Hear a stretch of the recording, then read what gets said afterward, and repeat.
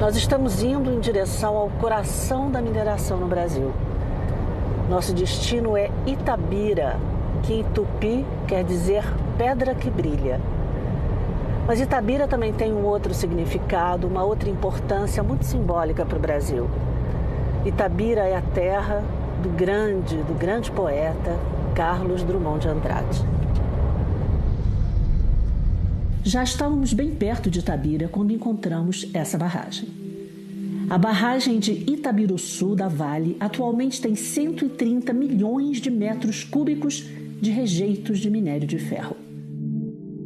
Para se ter uma ideia do que isso significa, a barragem de Brumadinho, que rompeu, tinha 12 milhões de metros cúbicos. Portanto, Itabiruçu representa mais de 10 vezes a barragem de Brumadinho. Mas os métodos de construção são diferentes. Itabiruçu é uma barragem ajusante. Isso quer dizer que ela vai crescendo na direção contrária ao depósito de rejeitos, o que, segundo especialistas, ajuda na estabilidade da estrutura. Tanto as barragens de Fundão, perto de Mariana, que rompeu há pouco mais de 3 anos, como a de Brumadinho, que rompeu em 25 de janeiro, eram a montante. Um método mais barato, menos seguro, em que as barragens crescem através de degraus, feitos em cima do rejeito de minério. Fato é que depois das tragédias em Mariana e Brumadinho, os moradores de Itabira estão com muito medo.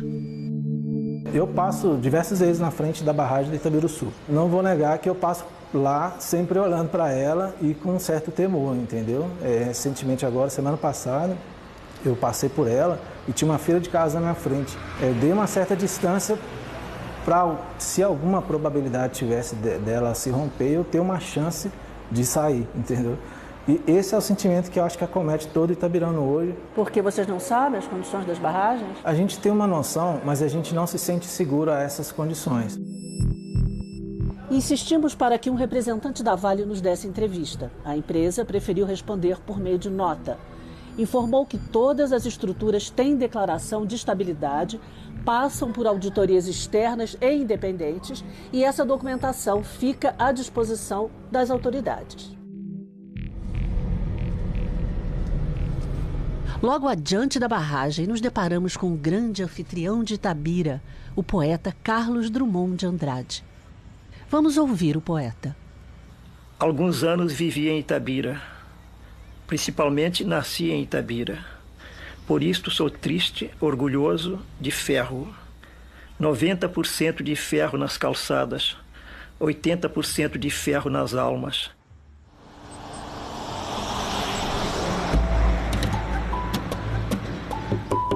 Itabira é cercada por minas. Para todo lado que lançamos o olhar, lá estão elas, montanhas rasgadas. Montanhas que lembram uma arquibancada à espera de um espetáculo que nunca virá.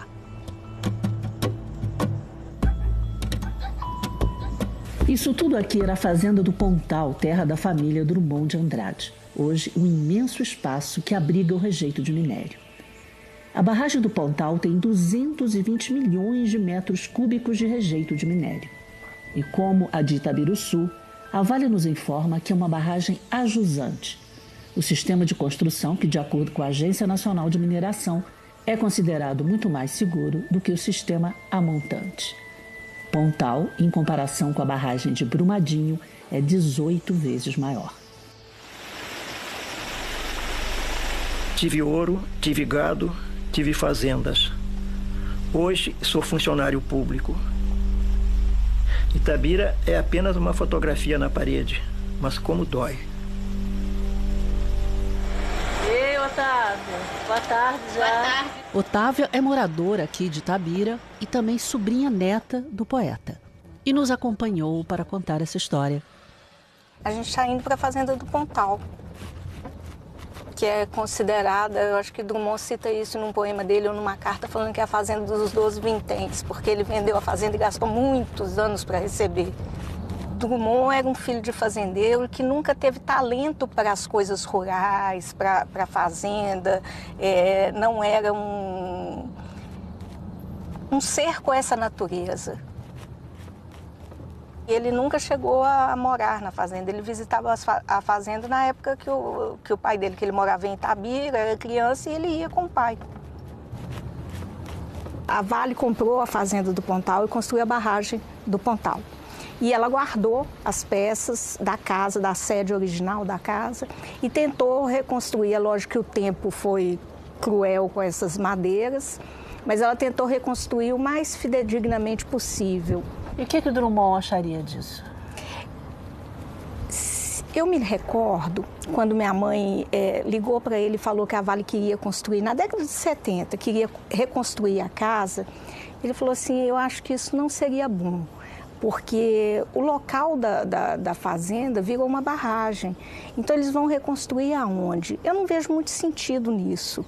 Ele tinha uma briga grande com a Vale, ele achava um absurdo a sede da Vale não ser em Itabira, mesmo que a maior extração era feita em Itabira, ou seja, a Vale extraía muito minério de Itabira, mas nem a sede dela pertencia a Itabira, a sede ficava no Rio de Janeiro. Ou seja, o que a Vale deixava para Itabira, o que a companhia Vale do Rio Doce deixava para Itabira, era muito pouco. A casa está vazia e isso causa um estranhamento. Por que será? Me socorro em Drummond. E ele nos diz assim. Fecha os olhos e esquece. Escuta a água nos vidros, tão calma, não anuncia nada.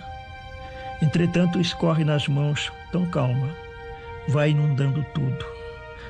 Renascerão as cidades submersas? Os homens submersos voltarão? Meu coração não sabe. Estávamos gravando quando subitamente uma fumaça toma conta do casarão. Um incêndio na mata vizinha nos assustou. Felizmente, foi somente um susto mesmo. Mas é um outro medo que ronda aqui por toda parte. Serão as barragens seguras? Essa rua aqui que nós estamos passando, o bairro Bela Vista, são casas que estão praticamente ao redor da barragem, né? Estão muito próximas dela. São casas do lado de cima da barragem, do lado de baixo, ao lado. Então são pessoas que convivem diariamente com esse medo, até mesmo com essa insegurança que aumentou. Se a gente perceber, durante todo esse percurso que a gente já fez aqui, até o momento você não consegue identificar nenhuma sirene daquela grande que eles colocam nessas áreas de risco. Essa rua que nós estamos passando aqui é uma rua bem apertadinha e as casas, a barragem está logo ali ao fundo e as casas todas aqui. E a gente tem a barragem do Pontal que é o fundo. Essa parte aqui ela é uma parte com água só. E a barragem começa logo ali, olha. A gente pode ver que tem isso, logo ali, ó. Perto daqueles eucaliptos, a gente percebe que ali a barragem começa. Então, se a gente comparar, olha, as casas estão a menos de 500 metros da barragem aqui na nossa cidade. Vamos agora subindo para tentar mostrar a barragem lá de cima. Aqui a gente vê claramente a base da barragem. Logo à esquerda a gente vê as casas. Bom dia. Bom dia. Se a gente puder entrar aqui só para mostrar o tamanho da barragem, podemos? Pode.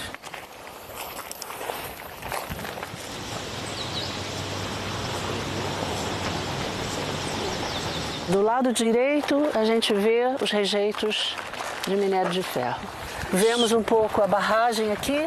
Isso. Não é? E bem coladinho a gente vê aquelas casinhas. Aquela parte ali a gente ali pode ver, inclusive, que ela está abaixo do nível da barragem, né? Quando a gente coloca que a barragem está logo aqui e as casas estão na parte de baixo. Então são bem próximas aí da barragem mesmo.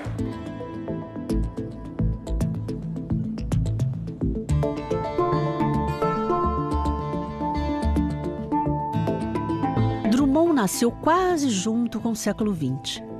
Em 1902, a cidade se chamava Itabira do Mato Dentro. Ele deixou a cidade para estudar e depois foi viver a vida de adulto fora de Itabira. O traço peculiar de Itabira era o silêncio. O silêncio, assim, assim, tranquilo, suave. Havia uma avenida no alto da cidade, onde a gente olhava o vale lá embaixo, onde a cidade se desdobrava. Aquilo dava em você uma grande tranquilidade, uma grande paz. Agora, por outro lado, também aquilo era monótono. Então, um dia eu olhei para aquilo e disse, eita, vida besta, meu Deus. Porque eu pedia alguma coisa de inquietação que depois a vida me deu em Belo Horizonte, depois no Rio. Agora, eu guardo uma saudade de Itabira muito especial. Do mesmo jeito que o minério está por toda parte, também está por toda parte a vida e a poesia drummondiana. E como numa ode com dois personagens antagônicos, ou quem sabe complementares, o ferro e o poeta. Amar o perdido deixa confundido este coração. Nada pode o ouvido contra o sem sentido apelo do não. As coisas tangíveis tornam-se insensíveis à palma da mão. Mas as coisas findas, muito mais que lindas, essas ficarão. Eu me lembro de uma situação que minha mãe mandou para ele, uma farinheira feita de madeira, de jacarandá. E dentro da farinheira, minha mãe mandou uma farinha de fubá torrado. E ele escreveu uma carta para minha mãe, agradecendo. Ele falou que gostou muito porque a farinheira era um objeto muito bonito, mas o que ele mais gostou foi o sabor de Itabira, da farinha de fubá torrado. Itabira é a base da obra toda de Drummond. De Itabira trouxe prendas diversas que ora te ofereço. Esta pedra de ferro, futuro aço do Brasil. Este São Benedito do velho santeiro Alfredo Duval. Este couro de anta estendido no sofá da sala de visitas. Este orgulho, esta cabeça baixa. Aqui também nasceu a companhia Vale do Rio Doce. O poeta já era quarentão.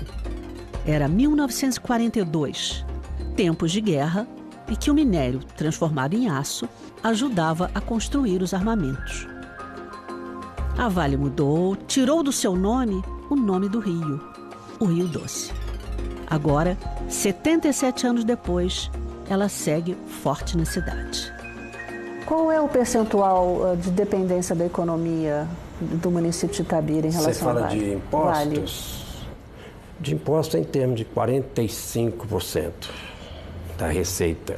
Mas tem uma receita indireta, porque o comércio, né, produz o ICMS, a prestação de serviço, e tem o ISS, das empresas, né, tanto das empresas comerciais como as prestadoras de serviço, indiretamente, né, produz um imposto aí, tem uma renda que, queira ou não, é indiretamente da Vale. Então isso hoje eu te falo que seria então, de 65%, 70% total. Segundo a Vale, são mais de 7.400 empregados entre funcionários e terceirizados. Aqui se produzem cerca de 41 milhões de toneladas de minério de ferro por ano. De cima, vemos que muitos bairros de Itabira estão bem na beirinha das barragens. Um desses bairros se chama Bela Vista e o outro Nova Vista. Quanta ironia nesses nomes. O que diria nosso poeta? Olá, bom dia. Bom dia. Tudo bem? Tudo bem. O senhor é morador aqui? Sim. O senhor está apreensivo agora, depois com o rompimento da Brumadinho? Ah, quem não fica, né? Porque a barragem está ali perto, né? A cidade, ela depende muito da Vale, como um todo. A Vale, ela produz o ano todo e essa produção, ela é dividida entre os funcionários, tem um teto de um salário, de um determinado salário, e é repassado todo ano para todos os funcionários da Vale. Então, é uma forma mais simples de explicar que isso interfere na vida de todos. Por quê? Porque o funcionário da Vale, ele recebeu esse dinheiro, é uma empregada doméstica, é uma reforma que ele faz e contrata um pedreiro. Então, querendo ou não, a gente não pode sacrificar muito a empresa também, porque tem esse lado dela. Nós vivemos da mineração, nós dependemos dela. Tem um lado que eu acho que a empresa poderia levar a vida mais a sério. Ela leva a vida muito a sério lá dentro, eu já trabalhei lá dentro, a segurança lá é muito rígida. Até mesmo para andar, você tem que saber, porque se você andar de uma forma muito rápida, eles classificam como você está correndo, que o risco é muito alto. Então você imagina, uma empresa que preza tanta segurança lá dentro, aqui fora ela não dá o mínimo. A Vale informou que trabalha com altos padrões de segurança para preservar a vida de toda a população. Considerou improcedente a afirmação, já que a maior parte dos seus funcionários reside nas comunidades no entorno da empresa. Tem algumas sirenes instaladas, mas a população não sabe nem para que serve. Não foi conversado, passado isso para a população.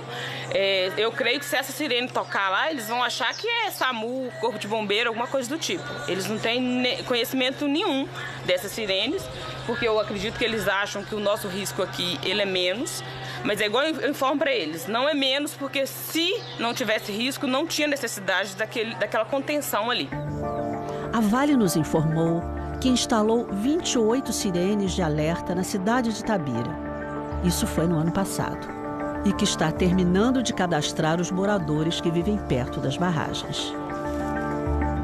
Em 18 de fevereiro, a Agência Nacional de Mineração publicou a seguinte resolução: as empresas têm até 15 de agosto para desativar qualquer construção que tenha presença humana numa área de até 10 quilômetros das barragens. Ou seja, restaurantes, centros de saúde, áreas de obras ou recreação. Nada poderá funcionar na chamada zona de autossalvamento. É que esse entorno, em caso de rompimento da barragem, pode ser destruído em até 30 minutos. Em nota, a Vale informou que uma equipe começa no dia 27 de fevereiro a visitar as casas vizinhas e a orientar a população sobre o que fazer em caso de emergência.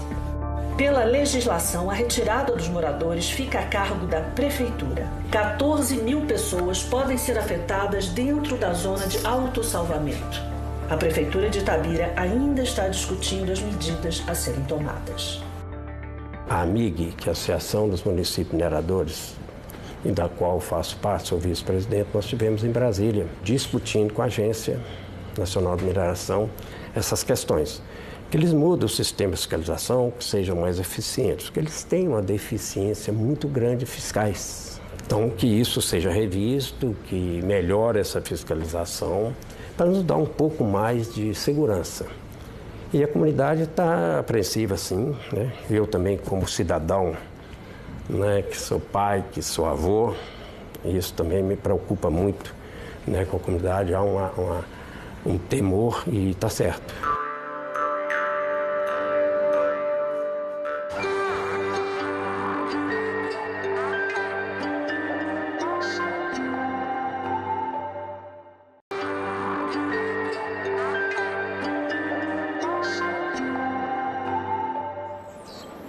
Essas barragens, isso nos traz uma preocupação não só pela gente, mas pelas crianças, pelos idosos e por todos que moram aqui.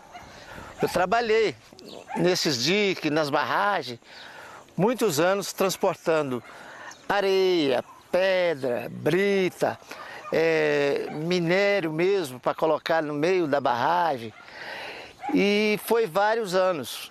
Foi aqui que eu ganhei a minha vida, ou seja, criei meus filhos, eles foram para o exterior formar, porque aqui não teve oportunidade, e hoje eles são 2 médicos. Sou grato a Itabira, não nego, mas porém podemos acontecer que nós acordamos igual lá em Brumadinho, um correndo, outros morrendo. Isso não é uma coisa boa nem para a cabeça e nem para o coração da gente, porque a gente não tem um sono. A gente talvez durma com um pesadelo, porque não temos confiança mais em barragens. Segundo a Vale, os dados de estabilidade e as auditorias externas e independentes atestam que os parâmetros das instalações estão dentro da normalidade. Podemos entrar? Pode. Que é uma copa conjugada com cozinha.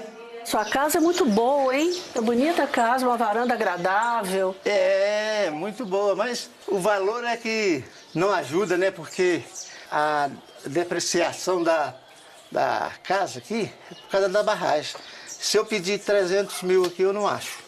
A gente fica preso a uma coisa material e, na verdade, a gente construiu com amor. Sobre a desvalorização do imóvel, a Vale não quis comentar o assunto.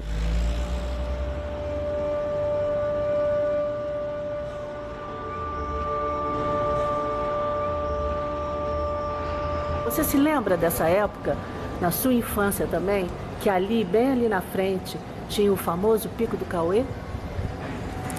Olha, o Pico do Cauê eu ainda lembro, porque quando eu fui ainda no grupo, estudei no grupo Major Laje, quando a gente ia para aula, a gente via ainda o Pico do Cauê, ainda bem, assim, bem grande ainda, bem apontudo ainda. Porque a exploração de minério foi se acentuando com o tempo, né? Com a demanda também, com o mercado. O Pico do Cauê servia de referência para os viajantes. Era através do seu brilho azul que os aventureiros atrás do ouro iam até os córregos. Tinha mais de 1.300 metros. Os anos se passaram, a mineração chegou e o Cauê sumiu. Não é mais montanha, é um imenso buraco e só. Preste atenção nas montanhas de Minas, elas podem desaparecer. Esse vazio nos leva ao vazio também da casa de Drummond. Aqui, de novo, como na casa da fazenda, há um vazio. Por que será? Segundo o relatório da Vale, Itabira terá menos de 10 anos de minério de ferro explorável. Essa questão do minério, né, como diz aqui na nossa região, que dá uma safra só. Tem uma grande usina em Itabira implantada e reformulada há pouco tempo, há 6 anos atrás, que é uma das melhores usinas do Brasil para tratamento de minério, principalmente o minério de baixo teor. Então, essa usina vai ser aproveitada de alguma forma. Isso é uma discussão também que está iniciando para a gente buscar novas alternativas para esse futuro. Hoje, a memória de Drummond também está lá no alto da cidade. Um espaço bom para namorar, para contemplar, para pensar e olhar as minas à volta. O projeto do memorial é do arquiteto Oscar Niemeyer. Já se retirou tudo que tinha da cidade. O que a população vai ficar? Com o resto? Que daqui a 30 anos, o que vamos ter? Vamos ter Drummond. O maior trem do mundo leva a minha terra para a Alemanha, leva a minha terra para o Canadá, leva a minha terra para o Japão. O maior trem do mundo, puxado por 5 locomotivas a óleo diesel, engatadas, geminadas, desembestadas, leva meu tempo, minha infância, minha vida, triturada em 163 vagões de minério e destruição.